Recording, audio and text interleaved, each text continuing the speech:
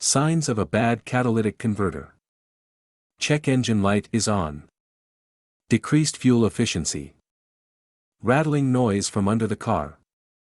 Smell of rotten eggs from the exhaust.